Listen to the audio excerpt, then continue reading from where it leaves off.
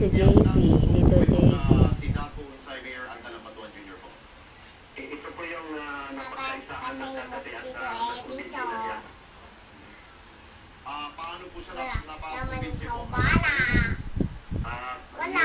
Ng buong pamilya na siya. Sino yun? Si Dinan. Sumbong mo si kanina mong susumbong si Dinan. Si JP.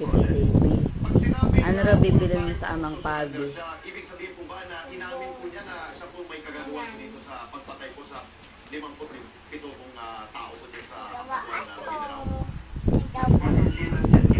Mataba. Ayaw pa umuwi ni Dinan.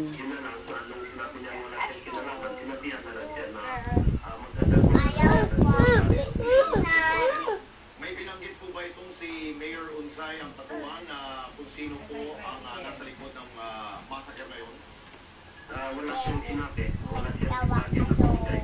Kung ano ba talaga yung kanyang kinalaman at yun na lang ang nung message hindi naman siyang Anong ginagawa mo?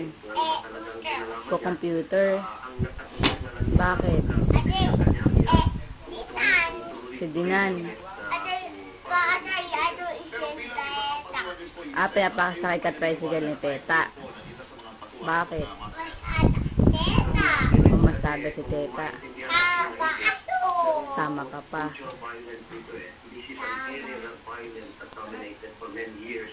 And it will be very difficult to stay with him because they have no parang kumbaga impossible ang buhay dito. That really is the problem here. It's a Mahulog ka. society where violence has dominated. So, ang hirap kasi, itong ang patulang ng kaya rin nagipang grupo yan. At dito sa buong ARMM, naging talamak na itong bagay na ito. Kaya, kumbaga, parang nakakalaman ko talaga na umabot sa ganito yung ganitong klaseng impunan.